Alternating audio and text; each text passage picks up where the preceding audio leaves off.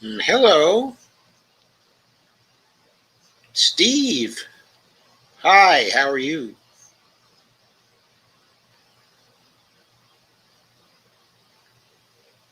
And thus far, I think you're the only one who's arrived.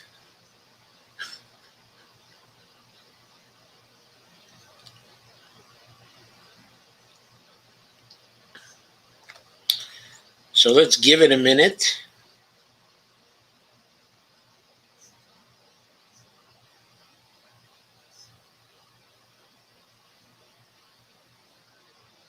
Let me look at something here.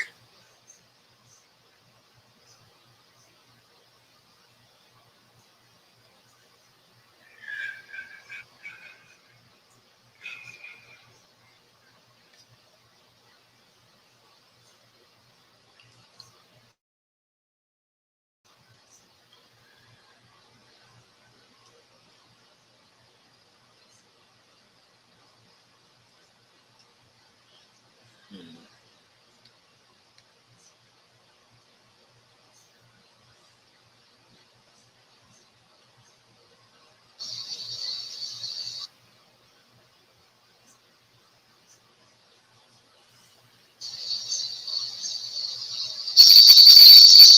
Hello, hello.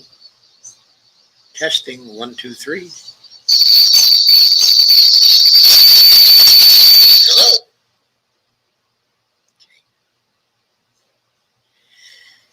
Okay, I guess it's all right. There doesn't seem to be anybody here at this point. I don't know why, but I'm just going to start.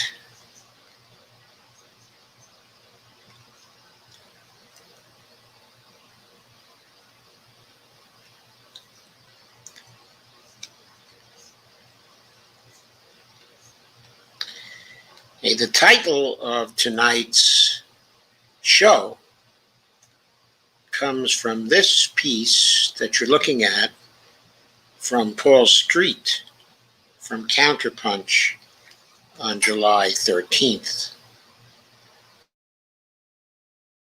I thought this, well, I was quite taken with this piece. And you'll see why soon as I go through it. The piece starts off, Paul starts off, uh, he starts off with imagine a nation so reactionary and racist that, quote, Black Lives Matter, unquote, is considered a radical slogan inside its borders. Imagine a nation so economically unequal that its top 1,000th has more wealth than its bottom 90%. Imagine a nation so racially unequal that the median household wealth of its black households is equal to 7 cents on the dollar of its median white households. Imagine a nation so sexist that its women make 82 cents for every dollar its men make, while 15 to 20% of its women have been raped, and girls and women are regularly subjected to sexual harassment and domestic violence.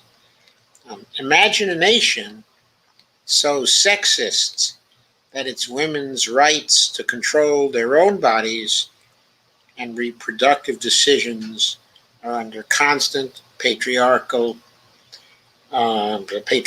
assault.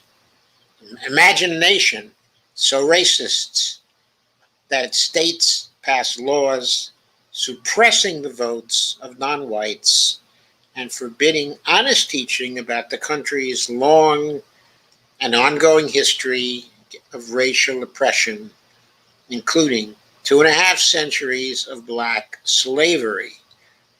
Imagine a nation so classist that it taxes its teachers, secretaries, and waitresses at a higher rate than it taxes its parasitic corporate and financial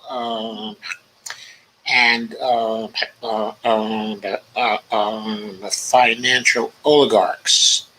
Imagine a nation so classist and plutocratic that it lets a lethal pandemic produce an increase in its already obscene overconcentration of wealth, while hundreds of thousands of citizens die from the disease. Just a comment on that.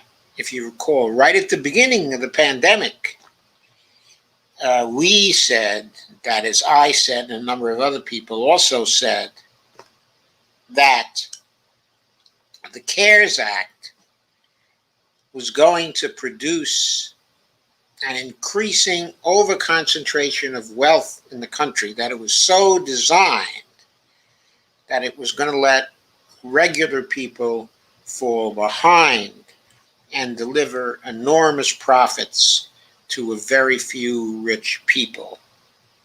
Going on, imagine a democracy so classist and plutocratic that it can only and barely replace its fascist billionaire president with a conservative corporate toady who promised its wealthy backers in advance that, quote, no one's standard would change, nothing would fundamentally change, unquote, when he became chief executive.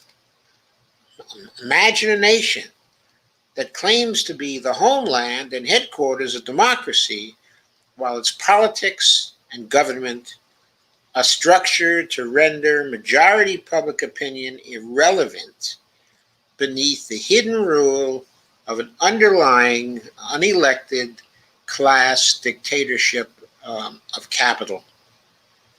Imagine a democracy, quote unquote, so reactionary that it won't honor majority opinion by granting its workers a half decent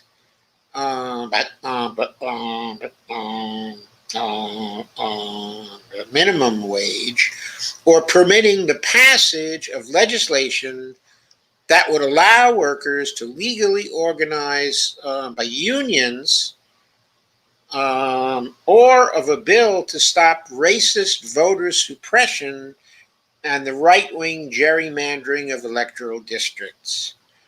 Imagine a nation so reactionary that the elementarily moral and majority-backed notion of providing all its citizens health care as a human right is regularly shot down as, quote, too radical, unquote, by its dominant corporate media and its permanent oligarchic political class. Imagine a nation so unhealthy as to have an obesity rate of 42%, along with numerous other terrible health outcomes that make it the world's unhealthiest rich nation, while its profit-based healthcare system is the most expensive in the world.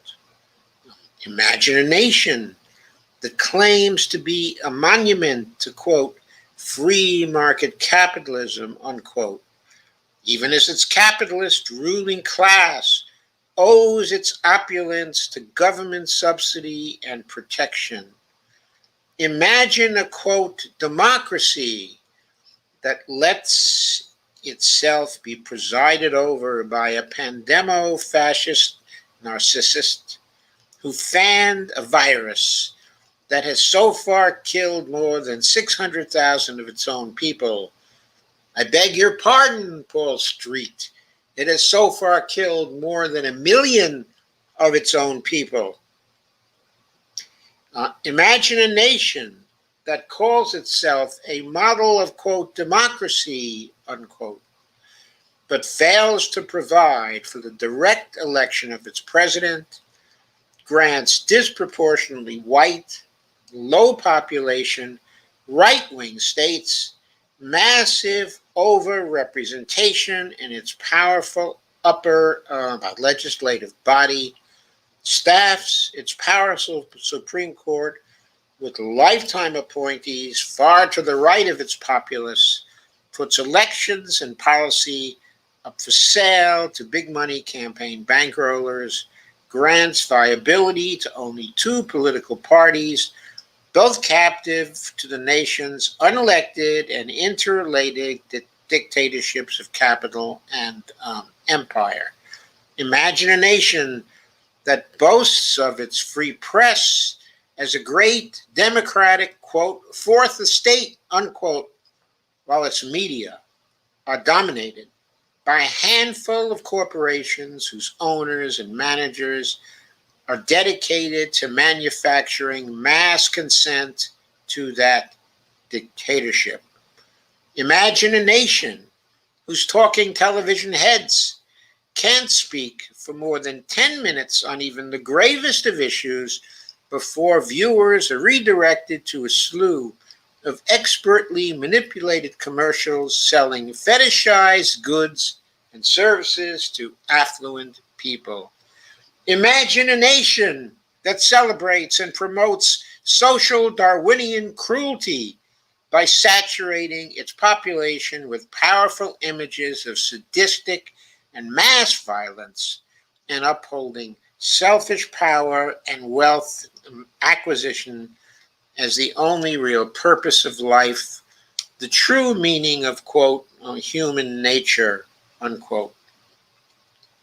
Imagine a nation that gives free rein to sociopathic corporations to pollute public discourse and opinion with toxic lies and misinformation about matters of dire significance like the climate catastrophe.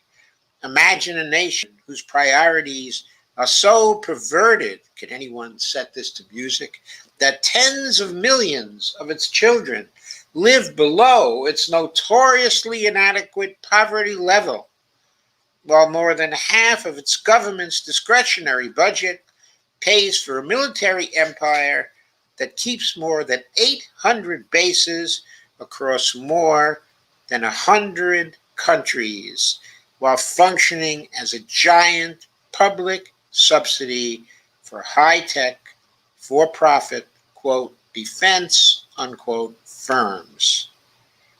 Imagine a nation so phony that it claims to be, quote, the land of liberty, unquote, while its mass incarceration system accounts for nearly a quarter of the world's prisoners, even as the nation is home to less than 5% of the world's population. Imagine a 60% white nation so racist that 2/3 of its prisoners are black and Latinx. Imagine a nation whose people are so violent as to have killed more than 32,000 of the nation's citizens since 2000, with at least 60% of the victims black, Latinx, Native American, and Asian. Imagine a nation so violent as to experience more than 35,000 gun-related deaths per year. Imagine a nation so saturated by guns that it has enough firearms, including 20 million military-style assault weapons for every one of its women, children, and men, with 67 million guns left over. He's saying that we have 400 million guns in this country, including 20 million military-style assault weapons. Imagine a nation so ecocidal that it would take at least 4 additional planets to sustain its per capita rate of natural resource utilization and pollution. This while it regularly poisons its land, air, water, food, and drink. Imagine a nation that trumps the ever more urgent need for social and environmental planning with anarchic dictates of capital and its self-endangered rate of profit. Imagine a nation that speaks of being post-racial, quote unquote, and honors the memory of a great black civil rights leader it executed more than half a century ago while consigning most of the black population to savagely separate and unequal apartheid communities. Imagine a nation so ignorant of its own history that most of its citizens can't tell when or why it was founded or when and why it fought a major civil war. God bless you, honey. And who was on what side in that epic conflict. Imagine a nation so ignorant of Western and world history that only a small minority of its population knows what Adolf Hitler and his Nazi Third Reich were about and who fought who in World War II. Imagine a nation whose citizens are incapable of recognizing that one of its major political parties has gone fascist. Imagine a nation that lets one of its two dominant political parties become neo-fascist, but can't say so even if that party attempted to overthrow the nation's last presidential election and is openly preparing to steal the next one. Imagine a nation that claims to be the global champion of freedom, democracy, and decency, while invading, occupying, regime changing, and otherwise interfering in the internal affairs of other nations, killing tens of millions of people along the way. Imagine a nation that it calls enlistment in its armed forces to kill and maim people around the world, quote, service, unquote. Imagine a nation so twisted as to call imperial assault and invasion and mass murder abroad, quote, protecting the homeland and, quote, preserving freedom, unquote. Imagine a rich nation that won't adequately feed, clothe, educate, and provide health care for all its people, but grants trillions of dollars worth of cost plus, quote unquote, contracts to filthy, rich manufacturers of means of mass destruction. Imagine a nation that pours the lion's share of its federal discretionary spending into a permanent war state that could blow up the world many times over instead of in vaccines, medicine, and other medical goods and services to defeat a pandemic that has killed 4 million people the world over. Imagine a nation where a vast swath of the relatively privileged but racial majority absurdly fantasizes that it and not its oppressed racial minorities are the people who experience the most racial discrimination in the country. Imagine a nation so pathetic that a portion of its, quote, left, unquote, is more worried about a fascist lunatic's access to Twitter and Facebook in 2021 than it was about the lunatic's access to the nation's nuclear codes between 2017 and 2021. Imagine a country so dumbed down that more than a third of its populace refuses to take vaccines to protect themselves and others from a deadly pandemic. Imagine a country so clueless that its population ranks, quote, illegal immigration, unquote, as a more serious concern than the biggest issue of our or any time, the climate catastrophe. But of course, you don't have to imagine such a country. All this and much more terrible to contemplate is pulled from the ongoing record of the self-described greatest country in the world, the United States of America. Imagine that. Paul Street's new book is The Hollow Resistance: Obama, Trump, and Politics of Appeasement. I hope you liked that. I certainly did. It was quite a catalog of the failures of America circa 2021. Failures that have been developing and have been developed now over a very, very long period of time since we got off the track. I'll stop that for now and check in. Hi, Holly Horn. How are you? I see we did get a few people after a while. Steve Wolfbrand shared. Now Dolores says, hi all. Steve says, hi Dolores. Kay says, hi Steve and Dolores. Then Dolores says, hi everyone from YouTube. Steve says, hi Kay. And Steve Wolfbrand says, a democracy? Question mark, question mark. Yes, indeed. Kay says, shared. Steve says, yeah, Doc, it sucks. Holly Horn says, hello. Holly Horn says, hi, Dolores. And Deborah Wilson says, hey, all. And Holly Horn says, fail state. Holly Horn says, hello, Dr. Firestone. Okay, that was the first one. That sort of sets the tone. I'm now going to deal with a bunch of other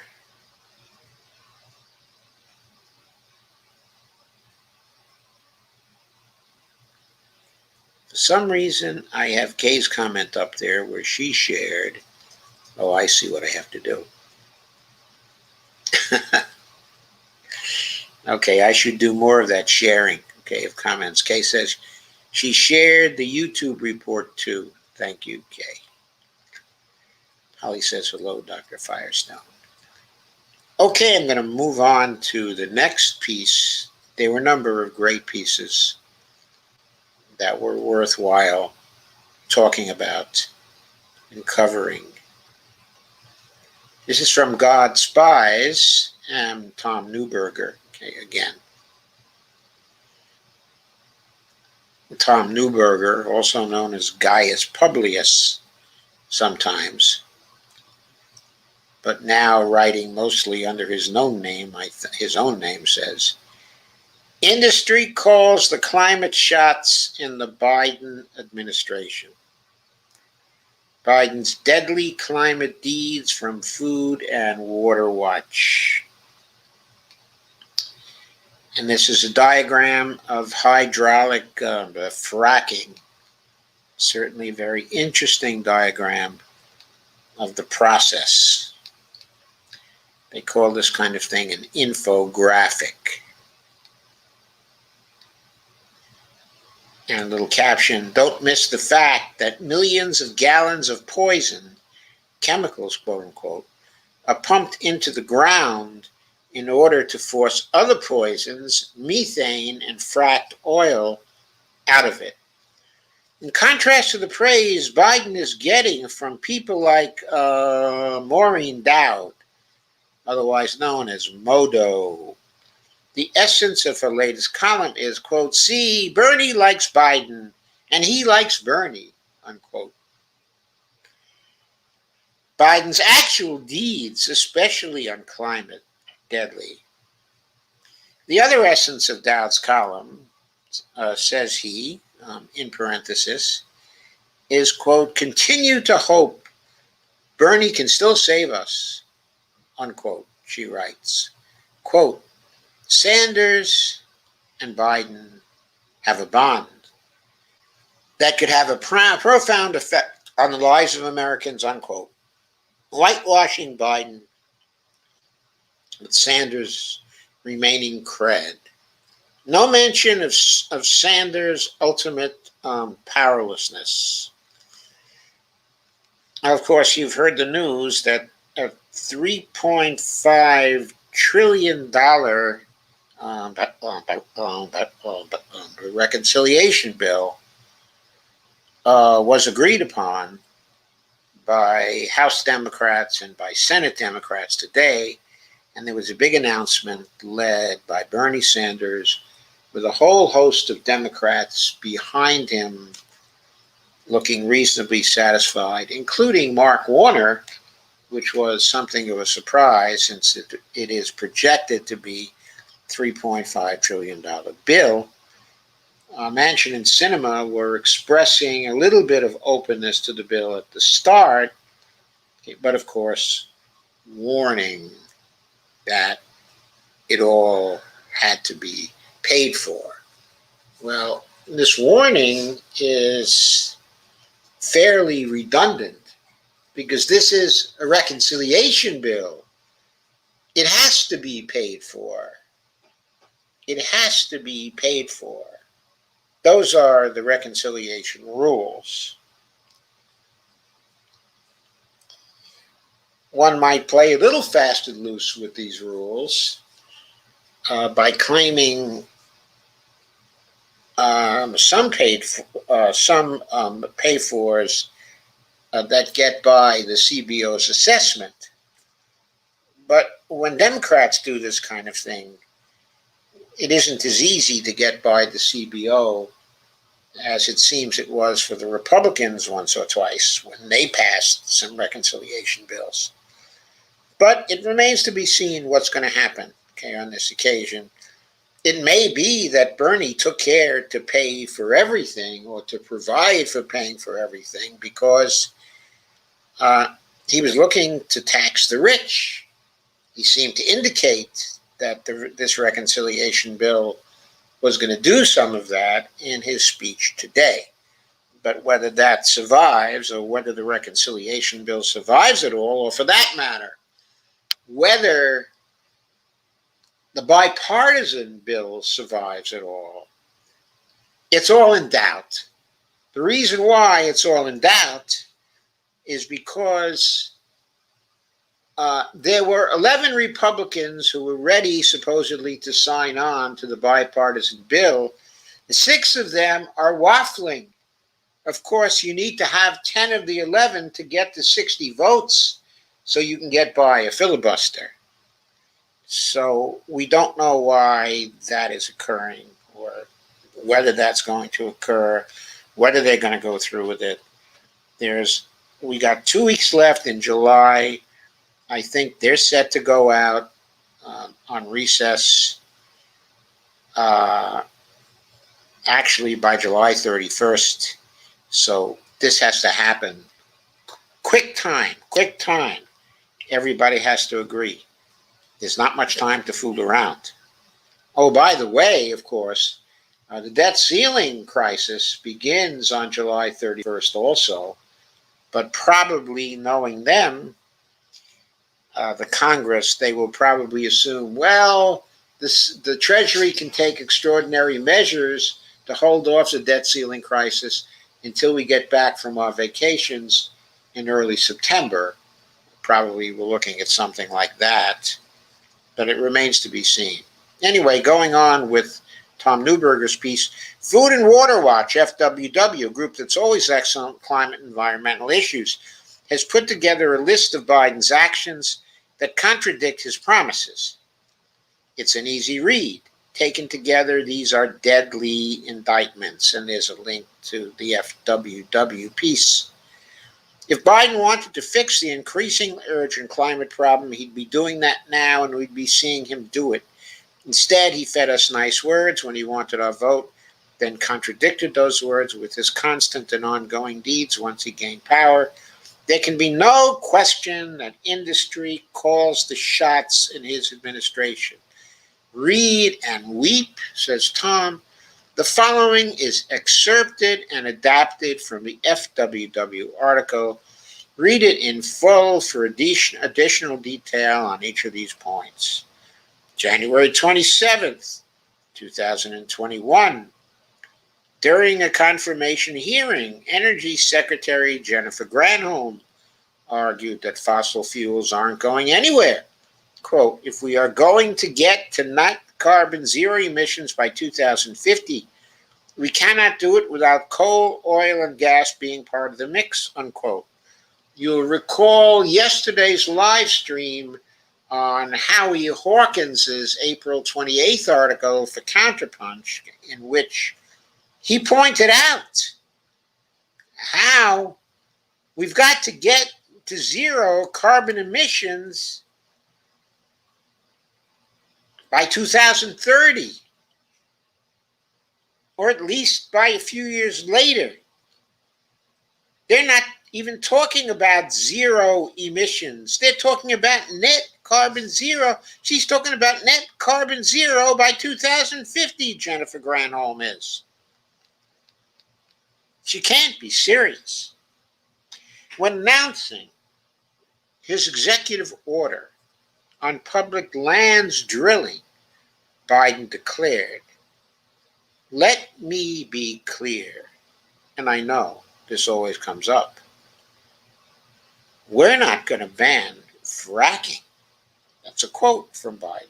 Quote, let me be clear, I know this always comes up, we're not going to ban fracking. And he hasn't yet. February 3rd, 2021, Granholm pushes clean, quote unquote, fracking during written answers during her confirmation hearing.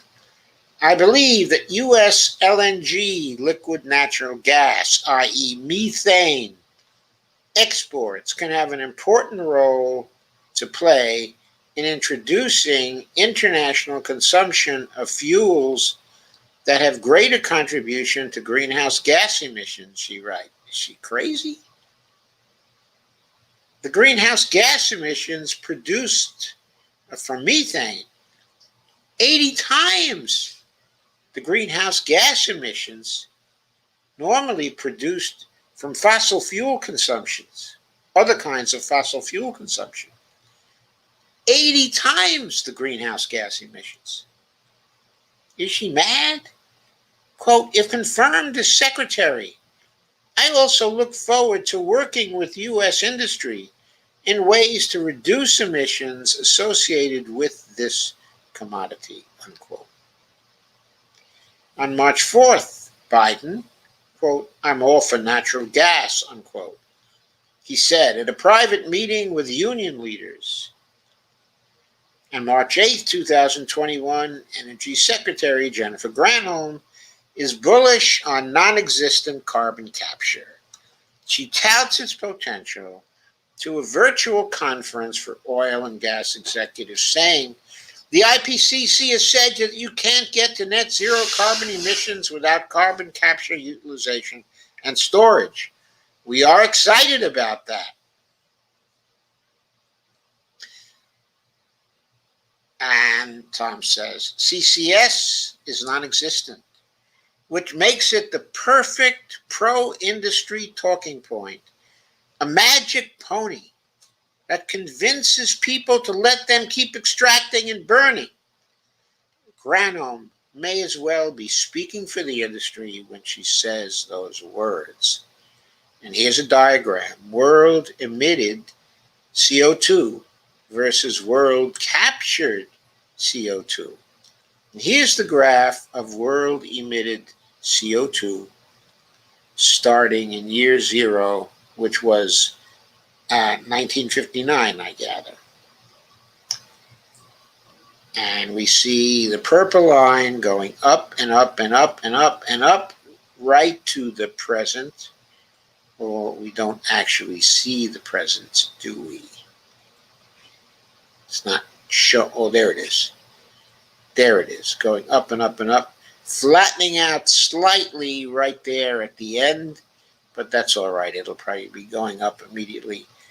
And look at the line for the amount of carbon captured. That's the red line. See, it's at zero. It's at zero all through the period. There isn't any working carbon capture technology out there. Also, if you read the IPCC quote above again and realize that carbon capture and storage, CCS, doesn't and won't exist, it's hard not to conclude that the IPCC is saying we're screwed. March 11th, 2021. Biden ramps up fracking on public lands.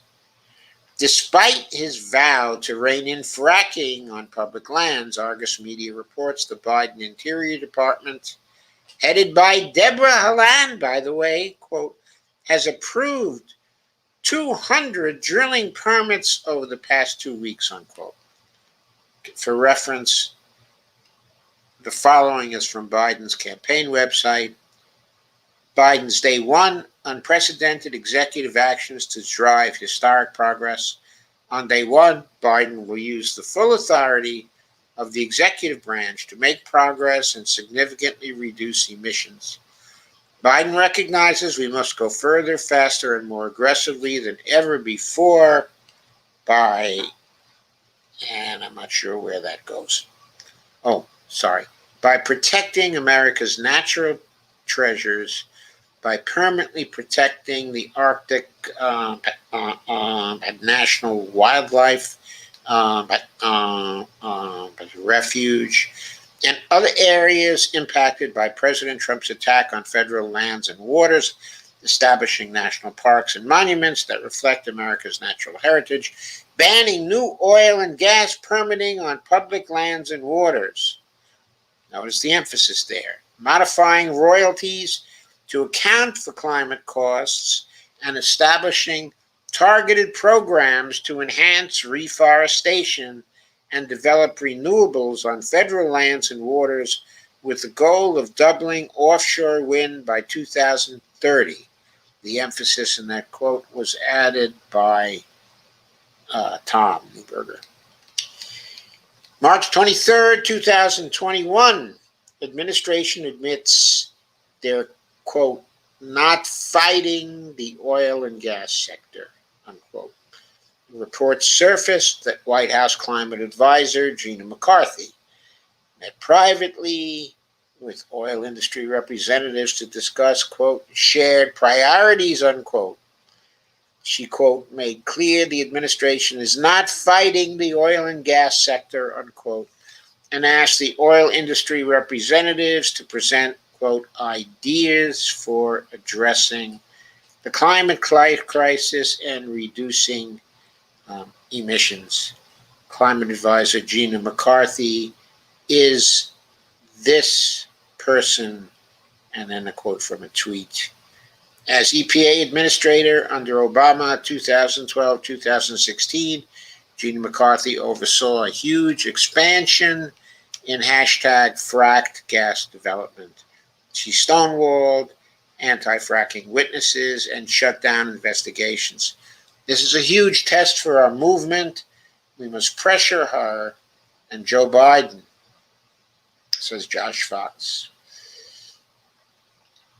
to #ban fracking. This was on December 16, 2020. This was tweeted. She's also this person, says Tom. March 26th, John Kerry thinks corporations, not government, will solve the climate crisis. Climate envoy John Kerry tells a finance group, quote, no government is going to solve this problem. The solutions are going to come from the private sector. Ultimately, the market is going to make the decisions, not the government, unquote. Would you like to bet, if that happens, that we're all going to be dead? On May 11th, 2021, the Biden administration defends a plan to frack a national forest. Forest Service and Bureau of Land Management are appealing a court ruling that found the government failed to adequately assess the environmental impacts of issuing new fracking leases in Wayne National Forest in Ohio. There, Kay, that's your place, Wayne National Forest in Ohio. Taylor McKinnon of the Center for Biological Diversity said to Reuters, quote, "There's a wide and dangerous chasm between the Biden administration's climate rhetoric and its defense of unlawful fracking," unquote. May 14th, 2021, Granholm says she wants to, quote, "be a partner," unquote, with the fossil fuel industry. Energy Secretary Jennifer Granholm told an oil industry conference, quote, "We want to be a partner. Traditional fossil fuel energy is going to remain important even as we work to reduce carbon emissions," unquote. May 20th, 2021, the administration approves even more fracking permits on public land, quote. "Interior Department's Bureau of Land Management has already broken Biden's campaign promise by approving more than 500 new drilling permits for previously existing leases since Biden took office." It's disgusting. Bonnie is saying, disgusting. She's whispering it. May 24th, 2000. Biden administration approves Trump administration lease sales. According to E&E News, the Interior Department has, quote, "issued dozens of oil leases sold in the final weeks of the Trump administration and could issue 200 more, drawing the ire of an environmental group that argues the move is a violation of the Biden administration's leasing freeze," unquote. May 25th, 2021, Biden administration proposed fracking a national monument. E&E News reports the Biden administration yesterday advanced a proposal for oil and glass exploration on the back steps of the Dinosaur National Monument, sparking criticism from Utah public land advocates, unquote. On May 26, 2021, the Biden administration backs Trump's plans to frack Alaska. The New York Times reports the Biden administration is defending a huge Trump-era oil and gas project in the North Slope of Alaska designed to produce more than 100,000 barrels of oil per day for the next 30 years, despite President Biden's pledge to pivot the country away from fossil fuels, unquote. A reminder again from the Biden website, the link above, quote, "On day one, Biden will use the full authority executive branch to go further, faster, and more aggressively than ever before by protecting America's national treasures, by permanently protecting the Arctic National Wildlife Refuge and other areas impacted by President Trump's attack on federal lands and waters." May 28th, 2021. We still got like 2 months to go, folks. Granholm wants to promote and sell decarbonized methane. What the hell is that? Energy Secretary Jennifer Granholm promoting fossil fuels at a hydrogen facility in Texas. Quote, "We want to be able to promote and sell clean technologies. That could be natural gas that has been decarbonized, or that could be natural gas where the methane flaring has been eliminated," unquote. Food and Water Watch notes, quote, "This rhetoric is basically indistinguishable from industry PR," unquote. Tom says, "I'd remove the word basically from that sentence." June 3rd, the number of Biden fracking permits approaches Trump levels. According to statistics from the Bureau of Land Management, from the start of February to the end of April, the administration approved 1,179 drilling permits on federal lands, not far from the 4-year high of nearly 1,400 approved over a similar 3-month period at the end of Trump's term. June 8th, 2021, Gina McCarthy hosts oil company execs during DAPL Line 3 protests, while national media cover a series of intense grassroots actions demanding that the White House stop the Line 3 tar sands oil pipeline in Minnesota. The administration studiously refuses to comment. Meanwhile, Bloomberg reports that a group of oil executives was having a private meeting at the White House with climate advisor Gina McCarthy, unquote. Granholm praises nuclear energy at a nuclear industry conference. Energy Secretary Jennifer Granholm calls nuclear power an absolutely critical part of our decarbonization equation and touts the administration's nearly $2 billion nuclear power budget request. Quote, "The administration is ready to walk the walk," unquote, she added. She might as well have said the administration is ready to shit the shit. It would have been more accurate. June 9th, 2021. Biden administration wants to make U.S. methane products, quote, competitive around the world. Andrew Light, Biden's nominee to be the Deputy Assistant Secretary for International Affairs at the Energy Department, wants to see more frack gas exports. Quote, "My job in this role is to make sure U.S. gas is competitive around the world. Russia has the dirtiest source of gas right now. We've got to make sure ours is cleaner and that ours fill those markets around the world. That's what I intend to do," unquote. So you saw it. He seeks to make the United States the leaders in, quote, abated natural gas technology around the world. Just listen to all this doublethink being spread around. June 10, 2021, Gizmodo reports that the administration is nominating Neil McBride for Treasury General Counsel. McBride recently sued the Treasury Department on behalf of Exxon. Jesus. Talk about the fox getting into the henhouse. June 14th, 2021, only a month to go, folks. Biden administration refuses to set an end date for coal. Reporting from a G7 summit focused on climate action, Politico reports that the Biden administration helped to block more forceful action on phasing out coal. Quote, "Days of negotiations at the G7 Leaders Summit in Cornwall failed to set an end date for coal after the U.S. and Japan blocked a deal." I guess the G7 didn't accomplish much in that respect, right?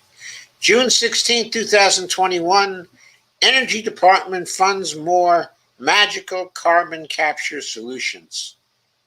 The Energy Department announced $12 million to fund, quote, direct air capture DAC projects, which touted as a chance to remove 100,000 tons of carbon dioxide from the atmosphere.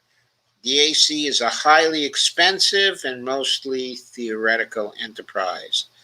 To put this into perspective, the largest corporate polluter in 2018 was responsible for 119 million tons of CO2 equivalent. June 23, 2021, Granholm assumes non-existent pollution controls are in effect. Jennifer Granholm has said that methane would qualify as a clean energy solution, quote, if you combine natural gas with carbon removal so that it was really clean and that you had zero carbon emissions. She nuts? This ignores every other problem with methane production and use, such as, quote, leakage, water contamination and pollution at the well sites, as well as the other air pollutants created by gas-fired power plants. June 23rd, progressive, quote unquote, Deb Haaland says fracking on public lands will continue, quote, well into the future, unquote. Interior Secretary Deb Haaland told a House committee hearing, quote, I don't think there is a plan right now for a permanent ban, unquote, on oil and gas drilling on public lands, quote. Gas and oil production will continue well into the future, unquote. Then on June 24th, the Biden administration boosts the DAPL Line 3 pipeline project. A growing, powerful grassroots movement is demanding that President Biden stop the Line 3 tar sands oil pipeline under construction in Minnesota. The White House responds by filing a brief backing the Trump administration's approval of the project. The Justice Department, as Gizmodo reported, quote, asked the court to reject any more arguments from environmental and indigenous groups and allow the pipeline to move forward.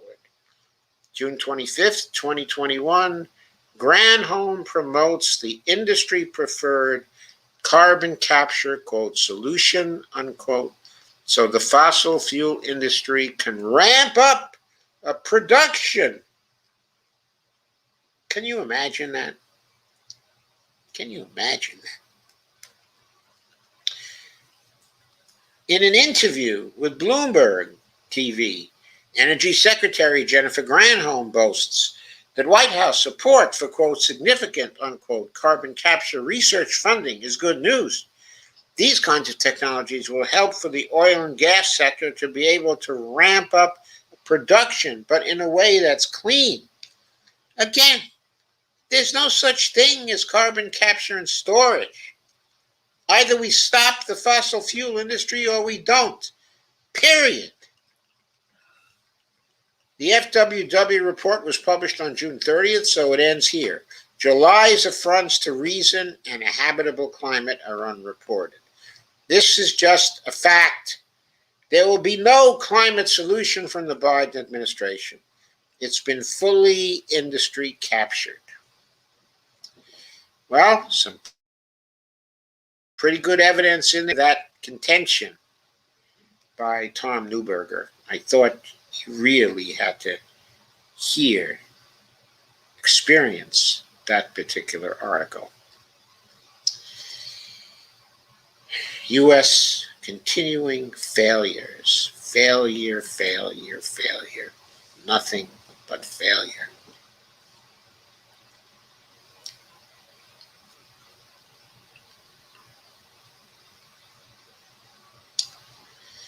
So, here's a piece by R.J. Eskow. Very good writer. Lives lost to political neglect goes up. Before you're done reading this, another will die of political neglect. Will empathy ever matter? While you're reading these words, somebody in this country will die needlessly. Under cause of death, the coroner's report should read, quote, political neglect, unquote. We made the political choice to let them die. One of the most straightforward measures to measure our lethal political neglect is through deaths by uninsurance. The lack of health insurance is killing someone as we speak. By my calculations, which I explain in detail here, and we'll go over that explanation in a little while, slightly more than 30,000 people die every year from lack of insurance in this country. I'm sorry, Richard.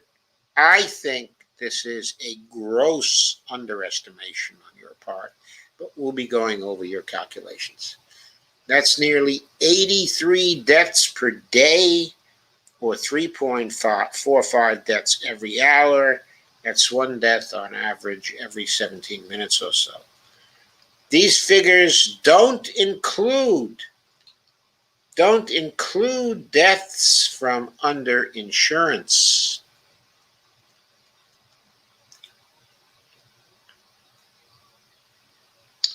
But that's common in the United States as well.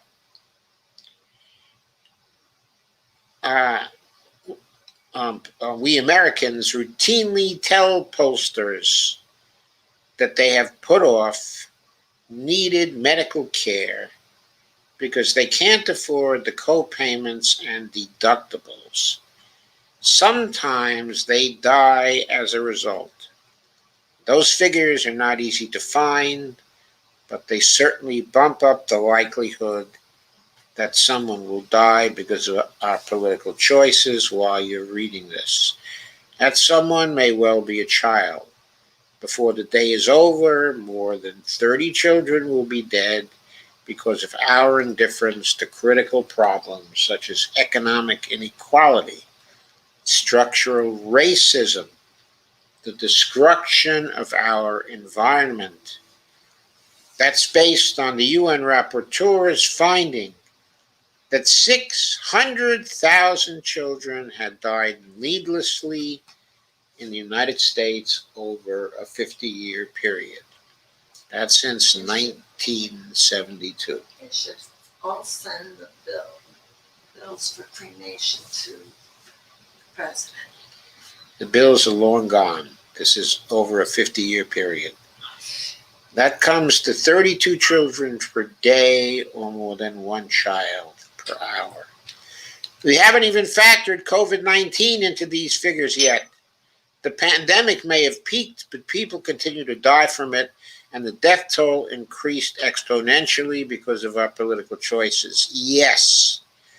The only proper standard for this is, in my estimation, as you know, if you've watched me before, the only proper standard is to look at what the successful countries have done and what their fatalities per million figure is compared to our fatalities per million figure. But he's certainly right. People continue to die from it, and the death toll increased exponentially because of our political choices. Remember, 1 million Americans have died from the pandemic. If we had 5 fatalities per million, as the New Zealanders have,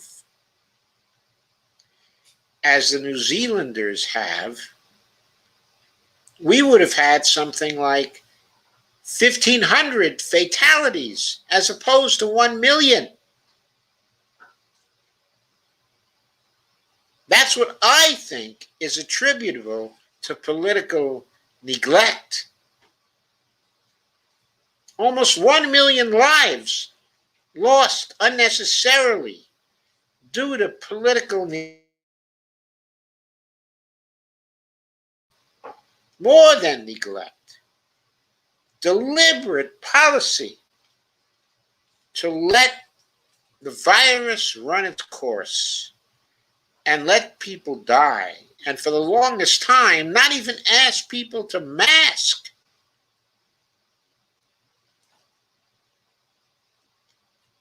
Not shut down the economy in those areas where spread had to be contained.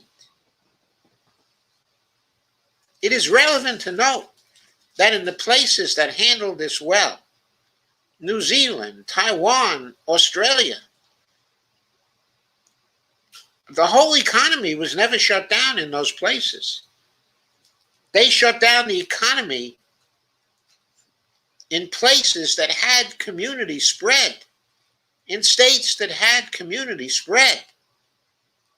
They did so successfully, and their economies survived and even grew during this period of time, while ours tanked, of course, because of the way we went about it.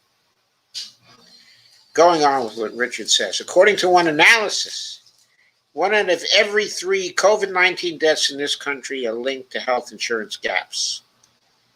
That's slightly more than 200,000 deaths in the last year. Well, Richard just said that there were 30,000 deaths per year. Evidently, according to this analysis, that one analysis, there were 200,000 health insurance linked deaths just in this last year. And that's likely to be an underestimate because the COVID deaths, okay, are an underestimate at something over 600,000. We know that because the Institute for Health Metrics and Evaluation in Washington, okay, at the University of Washington, has estimated that we have reached roughly 1 million deaths by this time. As of this writing, the weekly rolling average for COVID-19 deaths is 192 per day, sharply down from pandemic highs. If the ratio holds, that means 64 people are still dying every day from deaths associated with inadequate insurance coverage. That's 2.6 deaths per hour, or 1 death every 2 minutes on average. And there's air pollution. According to one study, it kills nearly 200,000 people in this country every year. That death toll disproportionately targets Black, brown, and poor communities. That comes to more than 520 deaths per day, or 1 death every 1.65 minutes. Political neglect causes other deaths too, but how much more mortality can the human spirit take at one time? If you read at the college-educated average of 300 words per minute, you'll be done with this material within 2 or 3 minutes. That doesn't give you much chance of outracing the Grim Reaper, but you'll never know for sure. That's the point, isn't it? We never know these anonymous people, the faces and lives that make up these statistics. That's why we don't feel it. That's why we just let them die.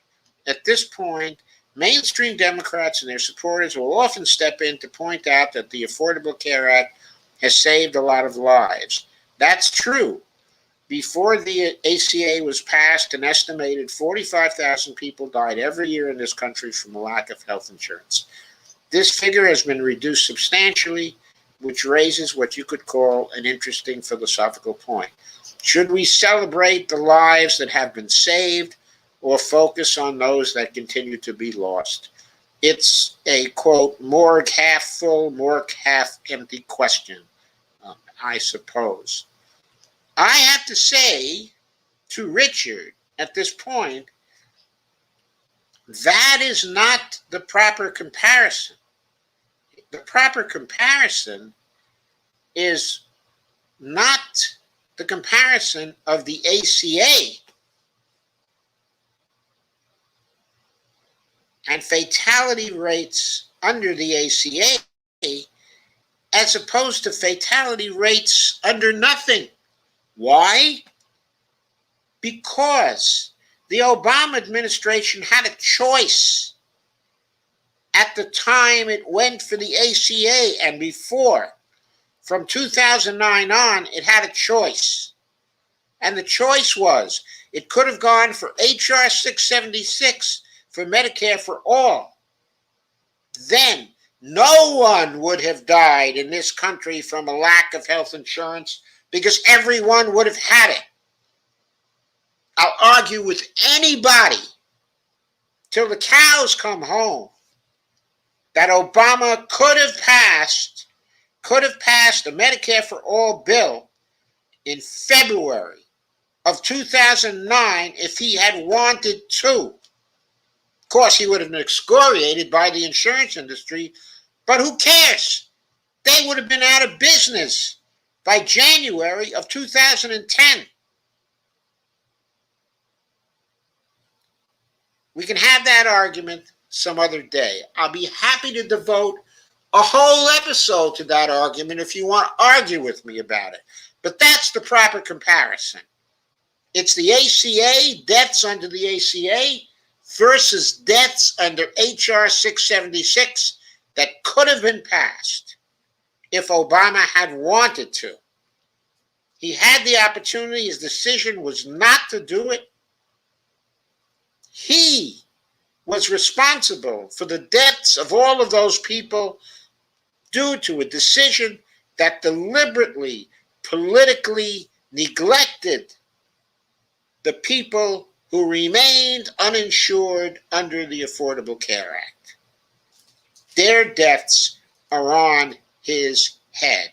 And according to my estimation, there was 356,000 of those people, as I'll be getting to in just a minute. The figure has been reduced substantially. Oh, I'm sorry, I read that already.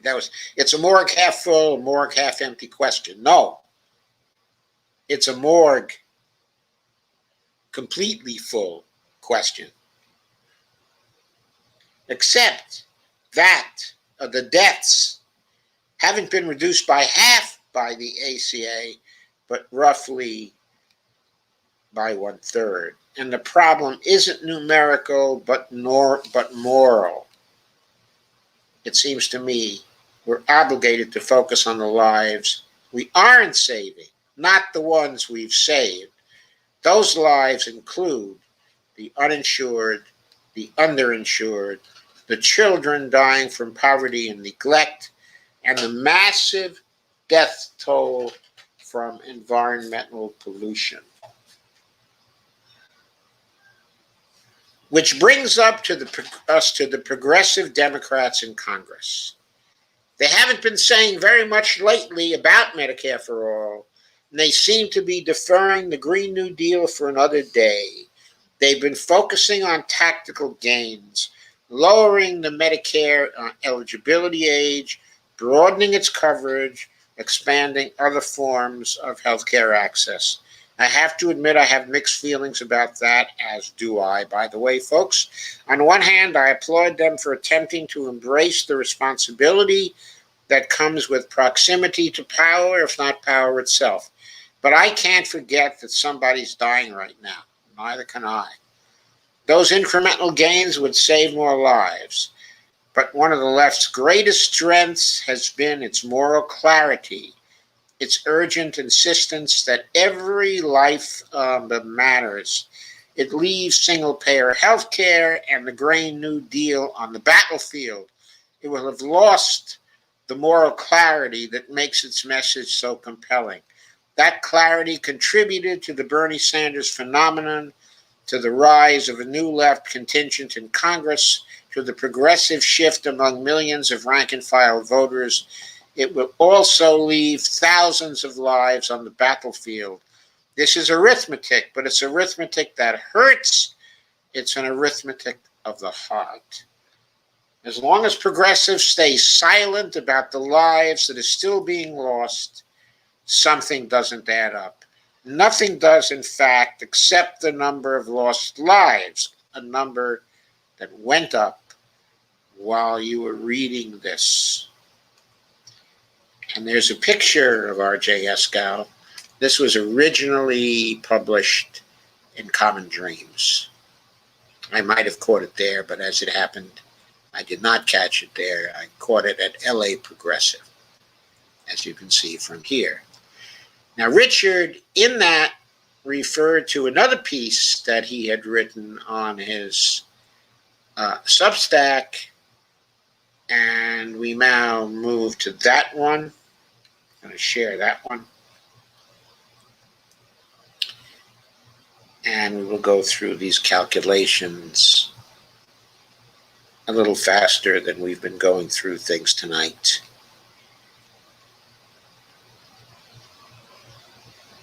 So this one is notes and calculations on deaths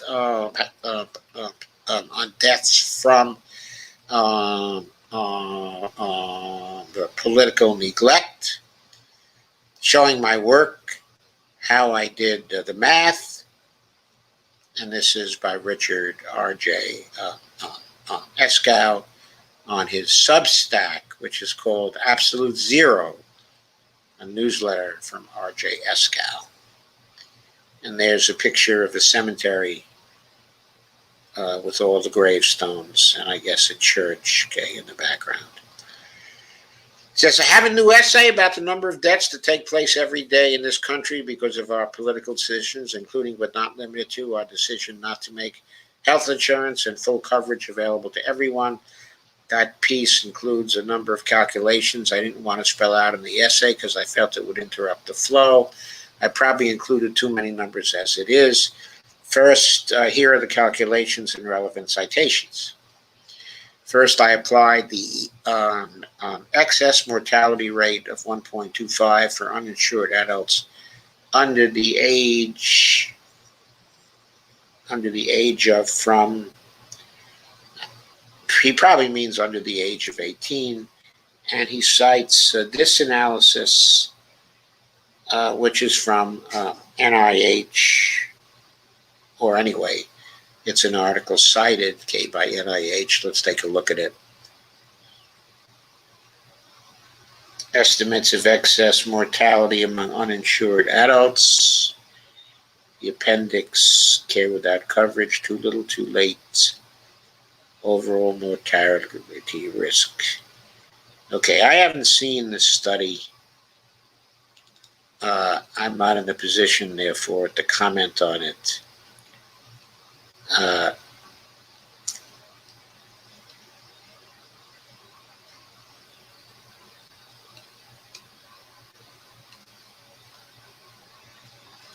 So I have to leave my comments for another time.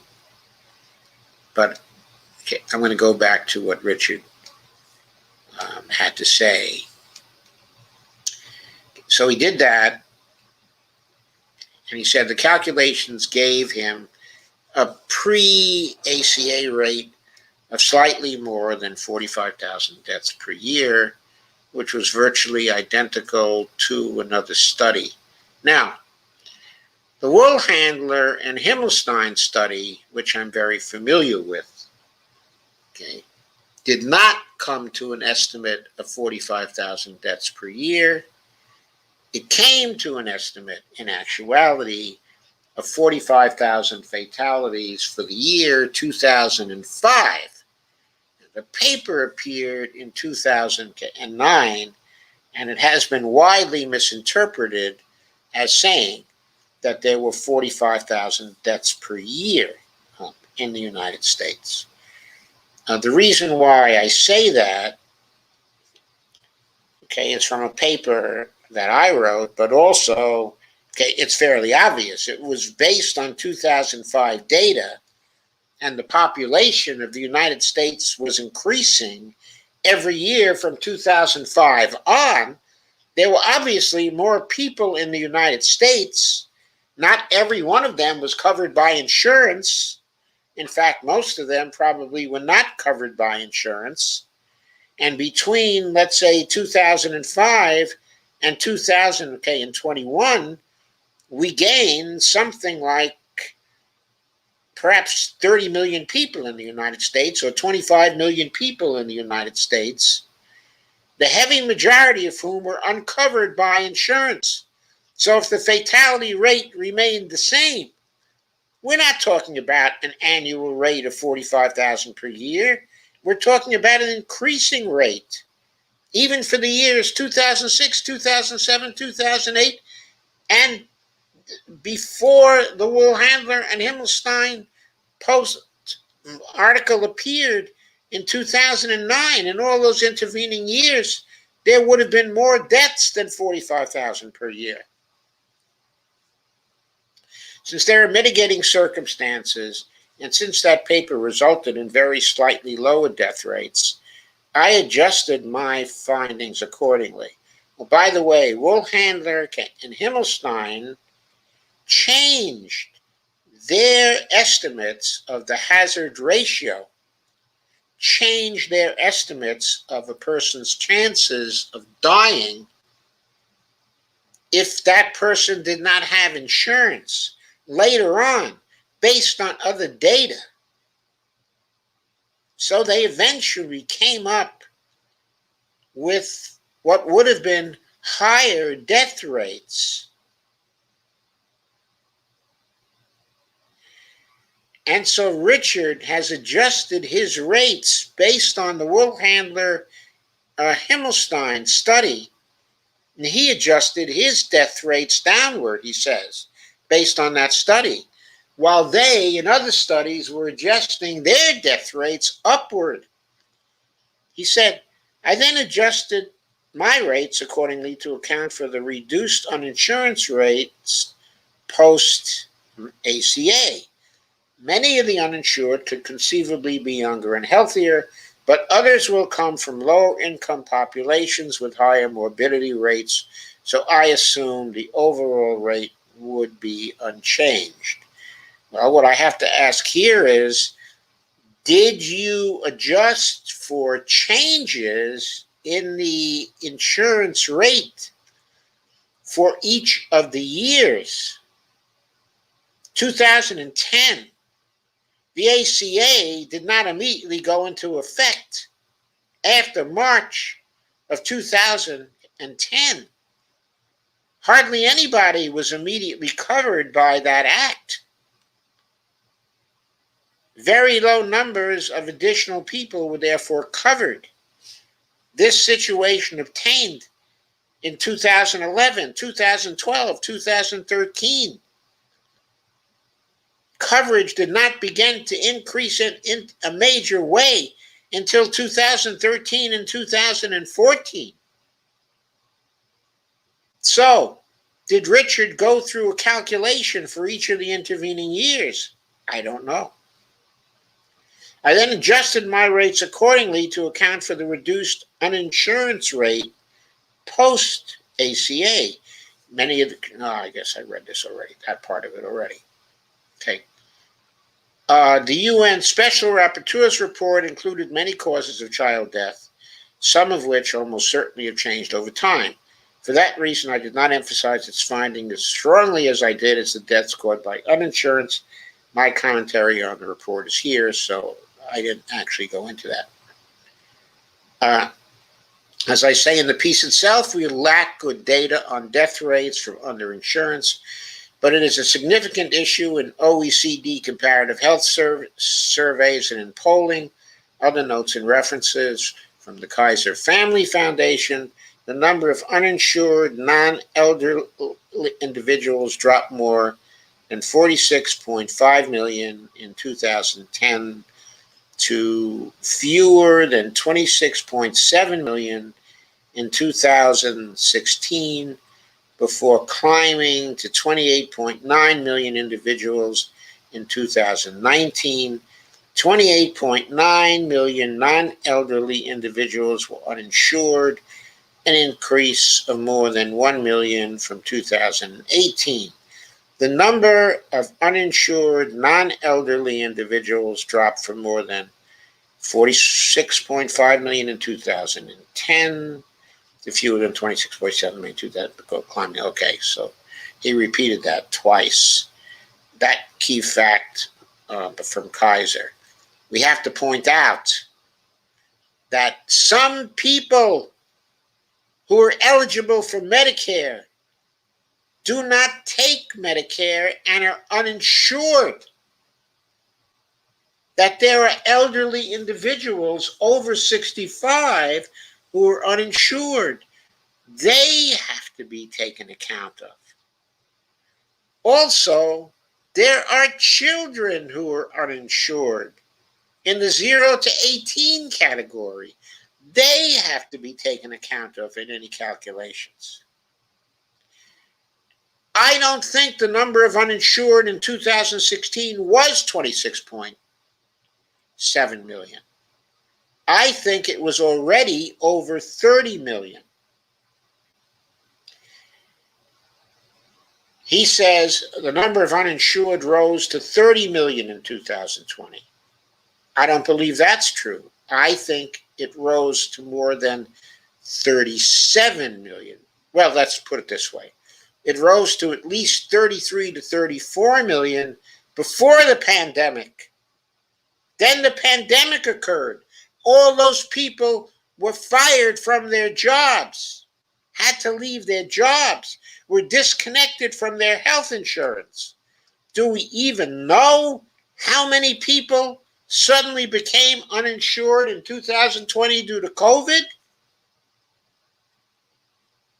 He says 1 in 3 COVID-19 deaths were linked to coverage problems. There have to have been millions of people who became uninsured in 2020. By the end of 2020, we had to be looking at something like 40 to 45 million people uninsured. So I have to say, I think that is incorrect. I'm glad he's doing what he's doing. This kind of arithmetic, the arithmetic of the heart, is essential to do. I'm glad he called it the arithmetic of the heart. I think his blog posts were wonderful here, and he draws our attention to it. I'm so glad to see that he did, because I just don't see many other people doing this kind of thing other than myself. I had done it a few times in the past, which brings me to the next piece. And this one you've seen before.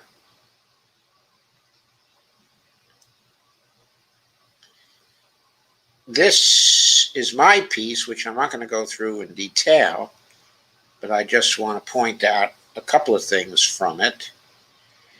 It's entitled, it's from my website, "How Many Americans Will Die Needlessly Before Congress Finally Passes National Improved Medicare for All?" NEMA, question mark. In the continuing debate about implementing, let me see if I can lower the resolution here a little bit. Yeah, there it is.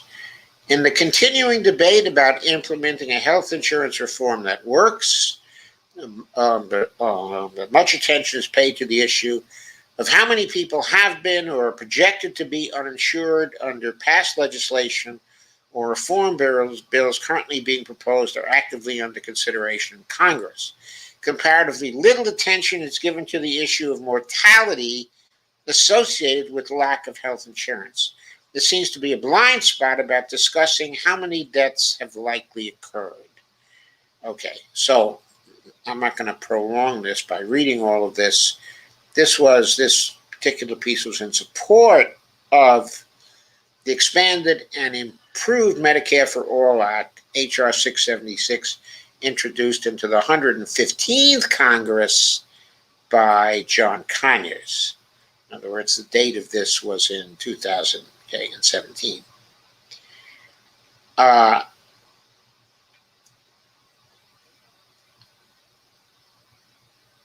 Okay, here I give the context. During the run-up to passing the ACA in 2009, 2010, a brief report on the results of an important study authored by Andrew Wilper, Steffi Wohlhandler, Karen Lasser, Danny McCormick, David H. Bohr, and David U. Himmelstein appeared in the American Journal of Public Health in December 2009. The report provided an estimate of fatalities in 2005 among the uninsured ages 18 to 64 of 44,789, approximately 45,000 people. The finding was stated clearly in the report, but on page 2294 in the conclusion section, the authors say lack of health insurance is associated with as many as 44,789 deaths per year in the United States. This suggests that the 2005 estimate applies to the year since that time or to the whole population under 65. I'm sure the authors of the report meant to say no such thing, but that became the headline conclusion in most popular articles, blog posts, and YouTube videos from December 2009 up to now, more than 7 years since the report appeared and more than 11 years after the end of 2005. The 45,000 number became a popular number for annual fatalities. uncritical commentators could cough off during debates, when arguing for Medicare for all, when pushing for the ACA, when critically evaluating the ACA, or Republican attempts to repeal that law. There have been critical analyses of that number, of course, such as, and then I give a number of links, from various people. But nevertheless, the idea that there were 45,000 or so fatalities annually prior to the implementation of the ACA had legs that is still often quoted. So what is the most likely number of additional fatalities among the uninsured compared to the uninsured from the end of 2005 to the end of 2016? Is it a constant? Is it varying? Is it falling? Is it growing? Then I did some results of other studies. I went into Census Bureau data. I found that there was an odds ratio of one additional fatality out of every 781 people in the 2005 18 to 64 uninsured population. Since the 2005 uninsured population over all age groups was 43,035,000, not 34,975,000, the mortality for the whole uninsured population, assuming the 1 in 781 odds ratio holds, was 55,111 rather than the 44,789 reported in most, if not all, of the media. This revised mortality estimate for 2005 is also based on the assumption that the 44,789 number is for the 18 to 64 group alone. In email correspondence, Steffi Woolhandler, MD, who supervised the project, confirmed this assumption to me, and by implication that a mortality estimate for the whole population of the uninsured wasn't actually reported in the 2009 study. They reviewed a number of more recent studies where the ratios were different. They varied from 1 in 1,239 from a cohort study done by Finks et al. In 1993 to 1,094 in a Wolper et al. Study. That is 1 in 1,094 people. And then there were experimental and quasi-experimental studies by Finkelstein in 2012, Summers in 2012, and Summers et al. In 2016, Summers et al. In 2012 too, and Finkelstein et al. Anyway, those figures were 1 in 769, 1 in 830, and 1 in 300. There was actually a study, the Summers et al. In 2016, that showed a ratio of 1 in 300. Now that's an outlier, but if that number were correct, the number of people dying due to lack of insurance would be much, much higher. So that variation, that range of 300 to 1239 provided much doubt about what the odds ratio is if 1K is uninsured. So I excluded the 1 in 1239 in the earliest study, as an outlier, and I excluded the 1 in 300, as an outlier. I said, in addition, the result from the 2009 Wilper et al. Study of 1 in 1094 probably reflects an error, since the number of uninsured in the 18 to 64 category in 2005 is 34,975,000 according to the Census Bureau, while the number of fatalities associated with being uninsured was 44,789.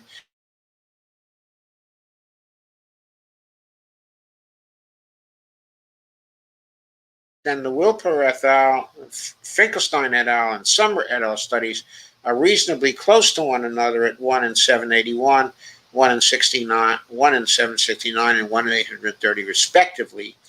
But the Summer study, among other things, found mortality declines were closely linked to county-level changes in insurance coverage, with one death prevented annually for every 239 to 316 adults gaining health insurance, which implies a cost per life saved that compares favorably to the standards used to evaluate existing public policy interventions. In spite of that, I threw that finding out because it's sufficiently at variance with the others that it made me skeptical.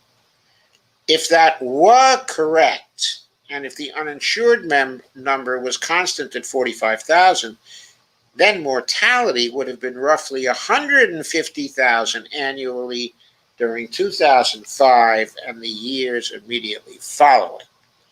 So I concluded, at least until further studies were done, the 1 in 300 ratio seems excessive. And so I continue to use the 1 in 781 ratio based on the Wilper study of 2009. But even when I used that particular ratio, okay, and I calculated it, okay, of course, okay, I adjusted it for the error, okay, of omission of under 18 fatalities for 2005, okay, in the Harvard study.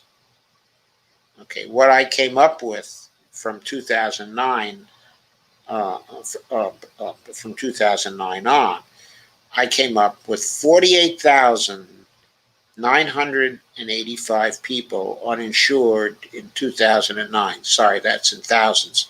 So it was 48,985,000.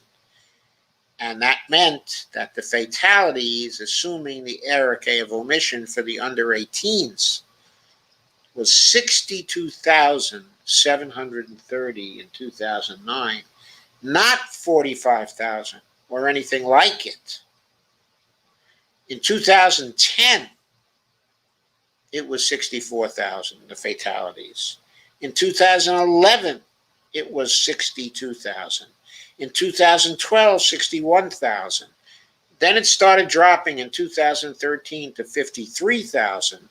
In 2014, it was 42,000. In 2015, it was 37,000. In 2016, it was still almost 36,000. Not, I think it was 26,000, okay, in Richard's estimate.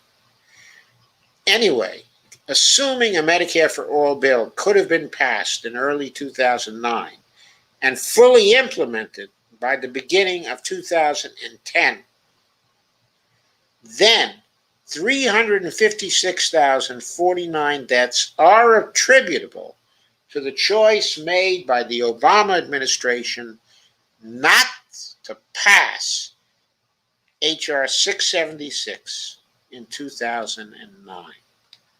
356,000 lives were due to political neglect, according to my estimates.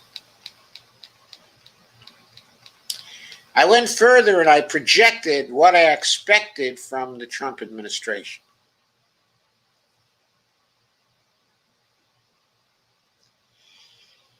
I continued to use the 1 in 781 chances of becoming a fatality. And I got, and of course, this projection doesn't include the COVID fatalities due to lack of insurance. I still come up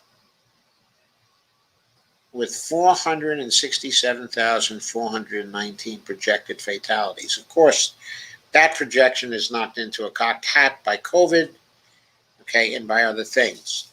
But the basic point here is what Richard should have done should have been to take the number, okay, of uninsured based on census data, projections from census data, taking into account the children, okay, as well. And he should have used the 1 in 781 ratio there, and he would have come out with much, much higher number of fatalities. So I'm not going to go through the rest of this because I am already over time, but I suppose I just want to point out that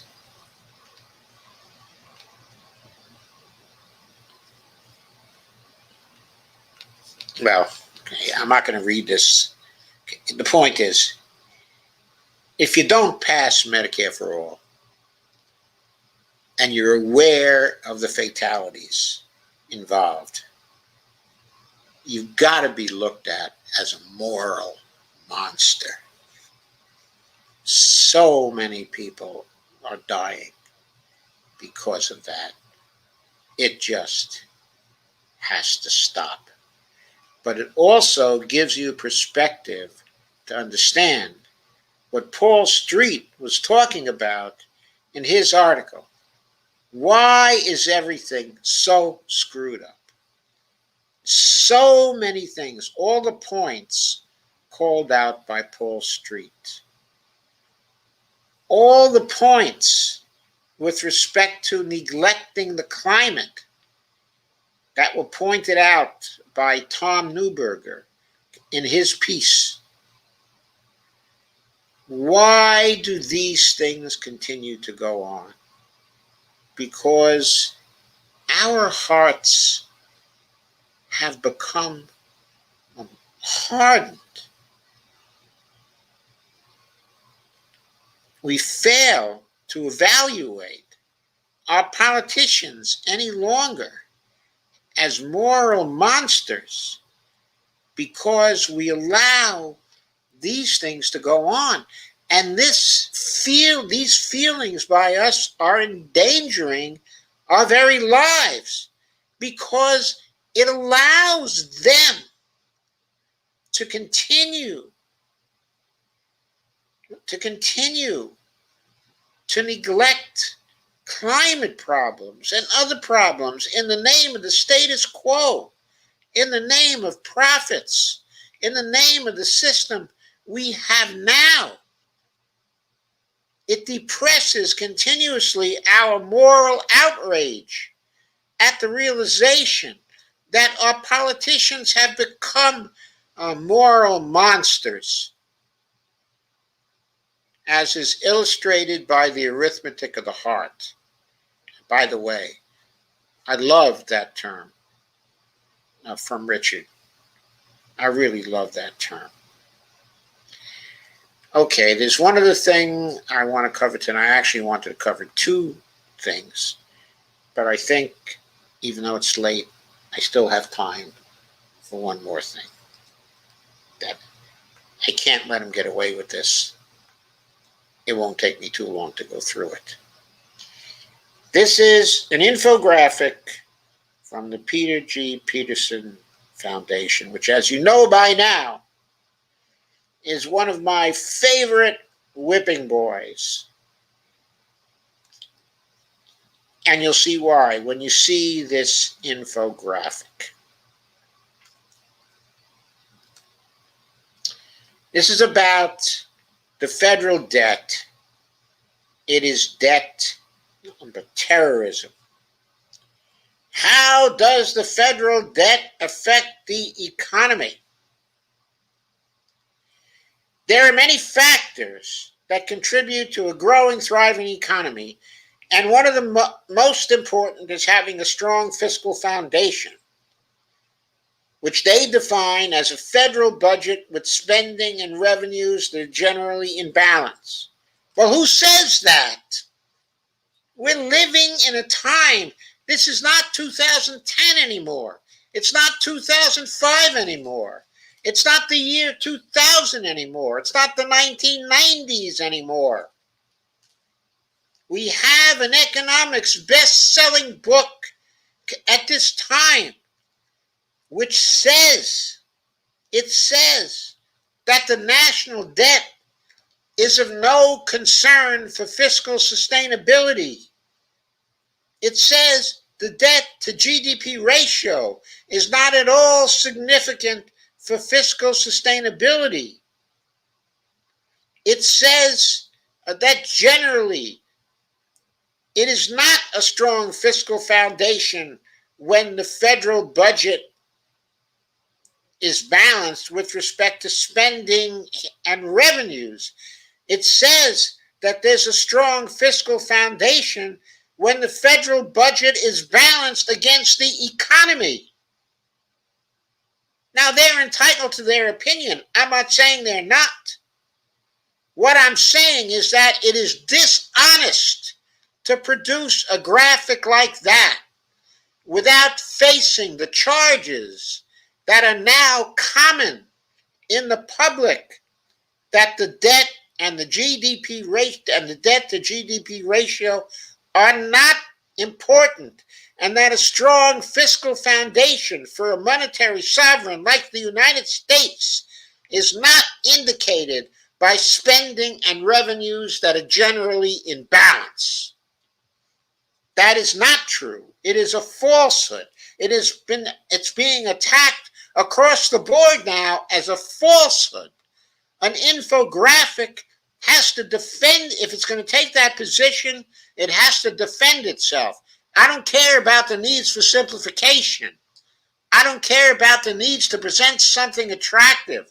I care about the truth without any sort of attempt to refute the claims that a strong fiscal foundation is not based on a system where spending and revenues are generally imbalanced, without even taking notice of that.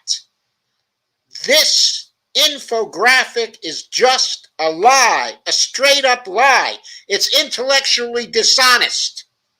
The whole premise of it is under severe attack right now, coming from the discipline of economics. And these people go on with the same BS they've been throwing at us since this foundation was founded in 2008. A strong fiscal foundation supports a favorable economic environment. No, that is a lie. As defined, a federal budget with spending and revenues that are generally in balance, that is not favorable to the economic environment. It doesn't have positive conditions. Why not? Because it doesn't deliver enough in net profits to the private sector. It's a condition in which the net financial assets of the private sector are not being expanded sufficiently. And the result of that is that private sector people are fighting for the relatively small surpluses going to the private sector every year from government deficit spending. With our situation, with the trade deficits, the current account deficits that we have, we need government deficit spending in order to produce net financial assets for the private sector. We need that every single year. They say with positive conditions, including increased access to capital. Access to capital is based on Federal Reserve, on their regulations, and on the overnight rate from the Federal Reserve. That's what access to capital is based upon. And it's based on the economy doing well. That's what it's based upon. And when the flow of money to the private sector, the flow of increased financial assets to the private sector is too small year after year, you don't get increased access to capital. You get tightening access to capital. Is there more private investment? No, there is no more private investment. You get more private investment when sales are increasing in the private sector and sales increase in the private sector when more net financial assets are flowing to those in the private sector who are going to increase sales by buying goods and services. Are there more resources for public investments? No, there aren't more financial resources for public investments because a monetarily sovereign government can deficit spend as much as it likes as long as it doesn't have inflation. So its resources are not affected by whether or not you come close to balancing the budget. So that's not true. This whole thing is a lie. Consumer and business confidence? No. Consumer and business confidence is higher when the economy is booming, when sales are great, when incomes are flowing, when wages are increasing. That's when consumer and business confidence goes up. Is there greater fiscal flexibility? Greater fiscal flexibility for whom? The fiscal flexibility of the federal government is not affected. It is not affected by whether we balance the budget or don't balance the budget. The federal government has the same fiscal flexibility. Now, that fiscal flexibility might be affected by political nonsense like this, but inherent fiscal flexibility for a monetary sovereign is exactly the same. A solid safety net. We have the worst safety net in the developed world in the United States. We never have a solid safety net. Why don't we have a solid safety net? Part of the reason is because there's not a sufficient amount of capital flowing into the private sector, but the rest of it is political. Neoliberal philosophies, like the philosophy that underlined this graphic, have left the United States with the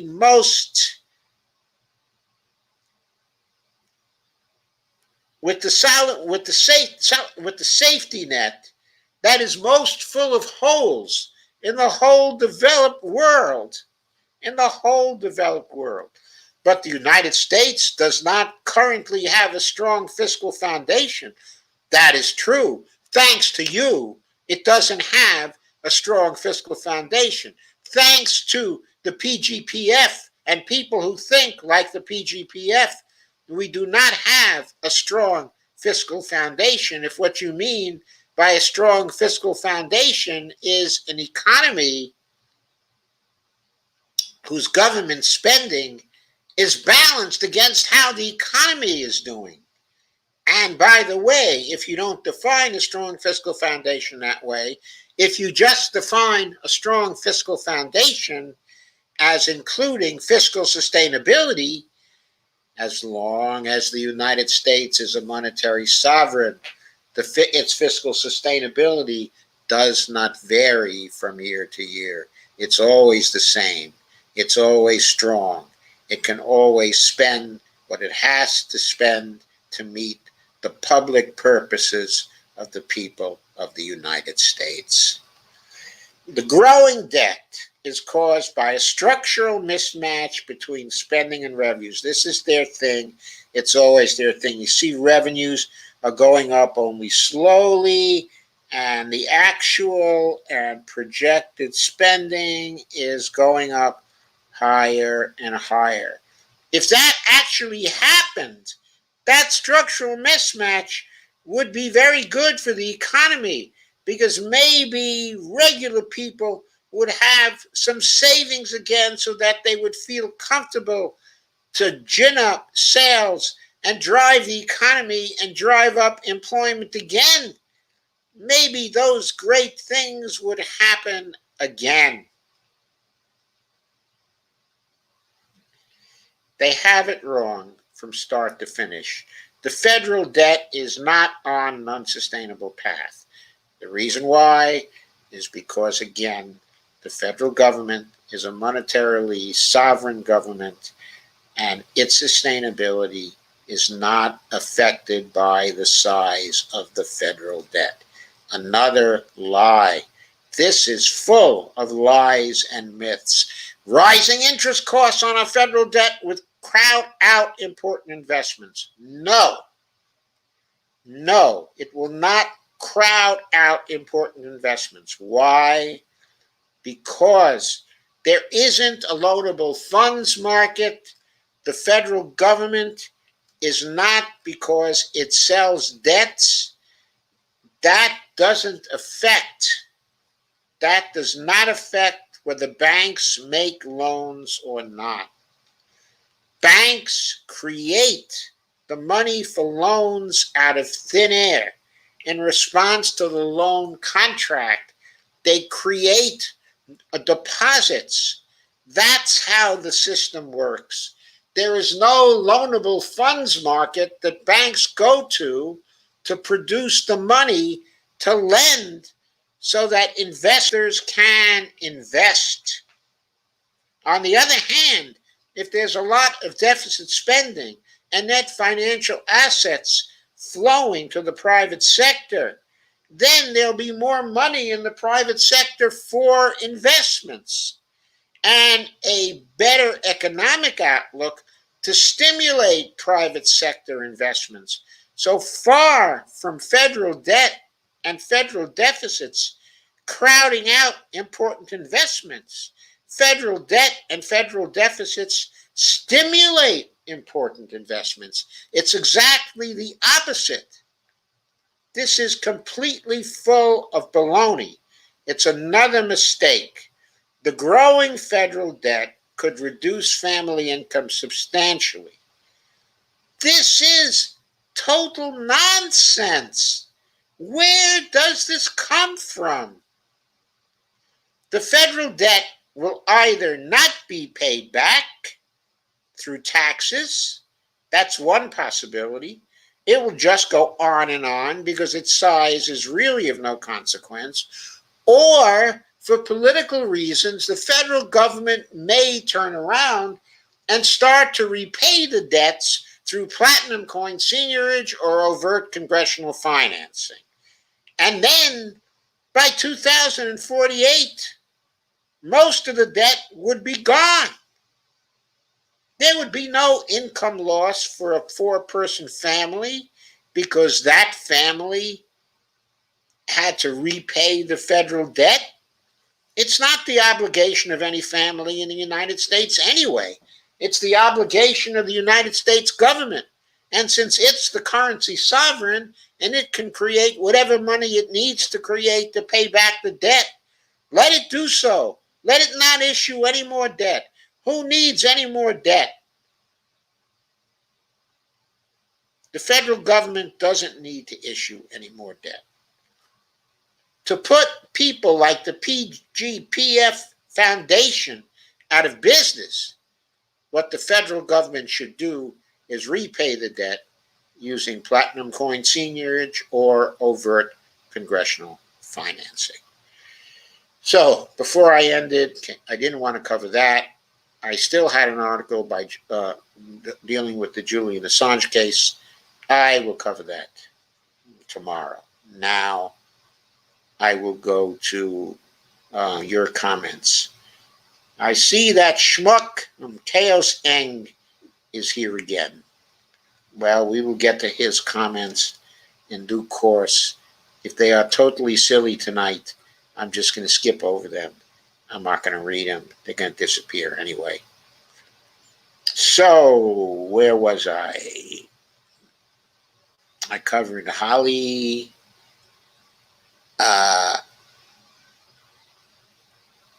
And Jim Locke said, Joe. And Holly says, hi, Jim Locke.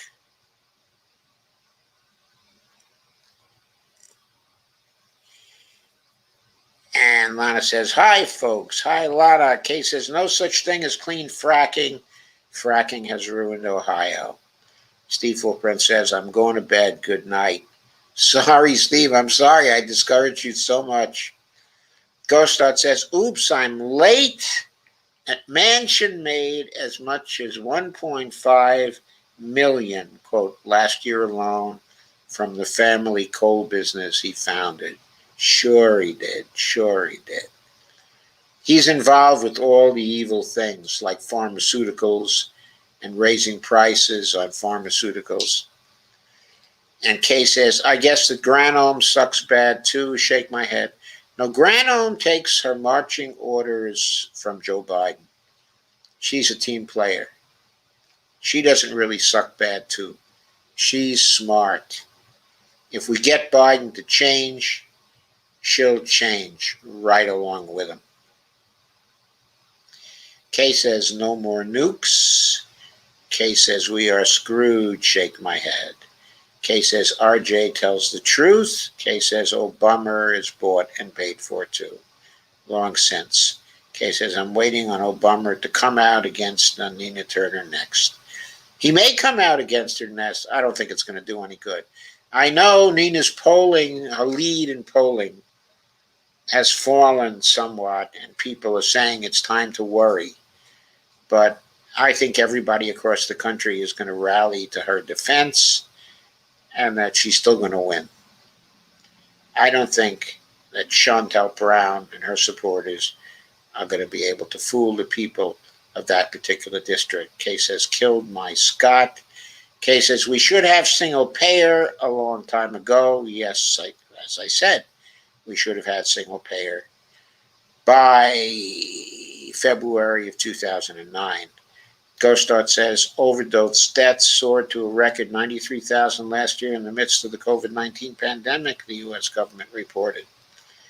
KRTD Media says, thoughts on Kyle Kulinski leaving TYT?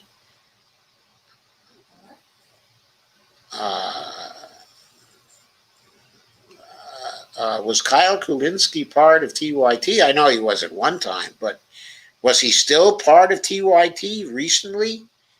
Okay, by the way, I don't really have any thoughts on that. I judge Kyle by what Kyle has to say.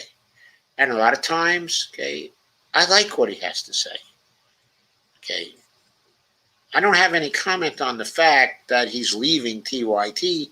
I take it that that's because TYT has been smearing people like Aaron Mate lately. I think that's what's been going on. Maybe that's why he's completely leaving them. I mean, I think that's fine.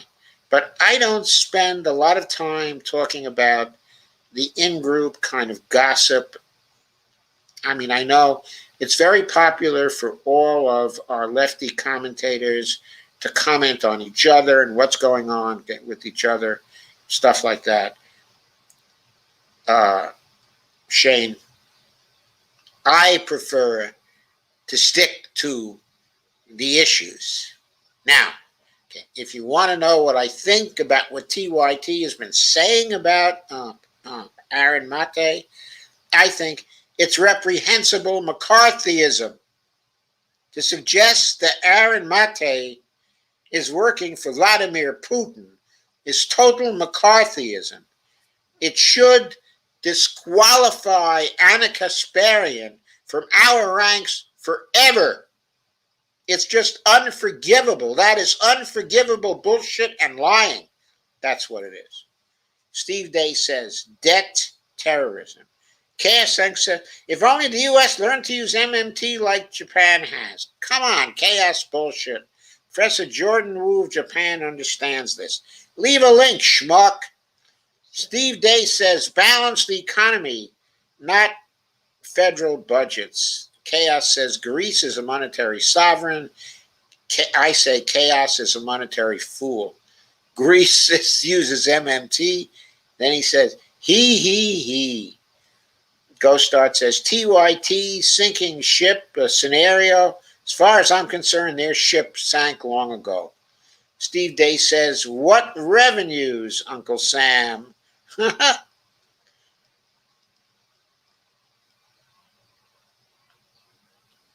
So chaos, does that mean that you're 100 years old, near 100 years old? Chaos says, I'm the most powerful being in the room. Ha, ha, ha. Show me the support I deserve. Why don't you show me the proper respect? Oh, Elizabeth Warren's here. Tell everyone how much MMT affects my judgment. Joe, will you endorse me? My election is coming up. Your election for what? And Richard Eskow is a good guy, says Lana Dell. He is. But Liz Warren says, others have said it before me. If you don't have a seat at the table, you're probably on the menu. So it's important that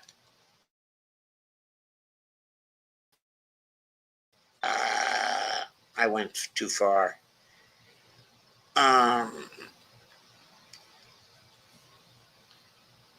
Elizabeth Warren says, I have to prove myself to everybody. The whole raft of things, okay, from Elizabeth Warren, who, of course, is not really Elizabeth Warren. We all know that, right? It's a sock puppet. Others have said it before me, if you don't have a seat at the table, you're probably on the menu. So it's important that we have women in the United States Senate, strong women. Women who are there to help advance an agenda that's important to women. It is not good to have health insurance, not to have health insurance. That leaves the family very vulnerable. What I've learned is that real change is very, very hard, but I've also learned that change is possible if you fight for it. Yeah, when are you going to fight for it, Warren?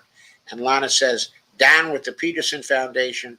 Never be so faithful to your plan that you're unwilling to consider the unexpected. Never be so faithful to your plan that you're unwilling to entertain the improbable opportunity that comes looking for you.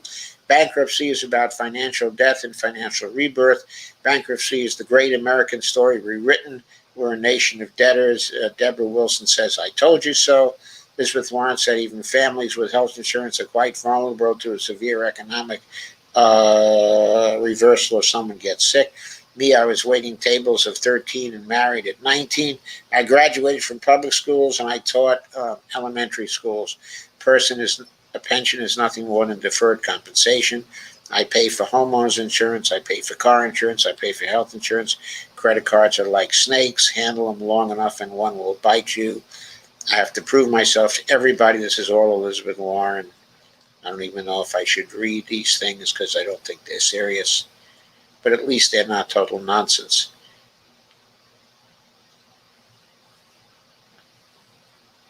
You can put handcuffs on people who push the envelope and they break the law. They deserve to have handcuffs. People feel like the system is rigged. All this is from Elizabeth Warren. And it's all posted at one time at 11:01. It's got to be a robot, right? People feel the system is rigged, and here's the painful part. They're right. The system is rigged. How do you think we build a future? I think we build it by investing in our kids and investing in education. Those pro polls for Chantel are propaganda, probably. Elizabeth Warren, consumer banking selling debt to middle class families has been a gold mine. Karati Demita Kyle had a deal with them. He left, and Cenk was very obnoxious when he told the viewer he left. Cenk is always very obnoxious. That's Cenk. Elizabeth says, consumer banking selling debt to middle class families has been a gold mine. People have hearts, they have kids, they get jobs, they get sick, they cry, they dance. They live, they love, and they die. And that matters. The core of my career is my teaching and my writing. Bankruptcy exposes the economic vulnerability and insecurity of middle class women. All this has been posted between 11:01 and 11:04. Got to be a robot. Writing laws based on an abstract theory rather than reality is a dangerous undertaking. Every time the U.S. government makes a low-cost loan to someone, it's investing in them.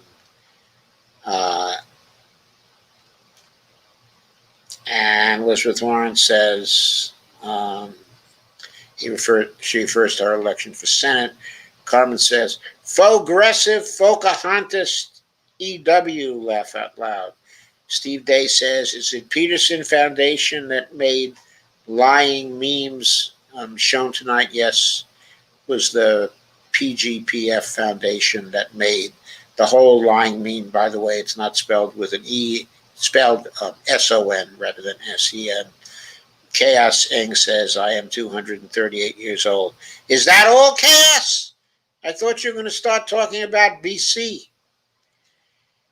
Okay, folks, I've come to the end of things. I officially still have 9 people here. Anyway, I've come to the end of tonight's proceedings.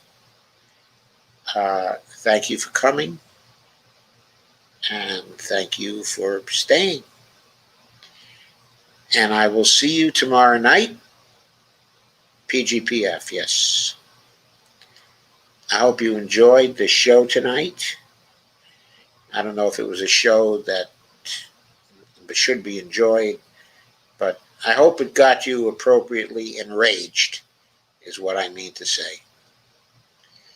So, okay, I'll see you tomorrow. And have a good night. So long, Deborah Wilson. Yeah, this was an anti-Biden show, no question about that. No Biden propaganda here tonight. Carmen says, nice talk. Thank you, Carmen. Good night, everybody.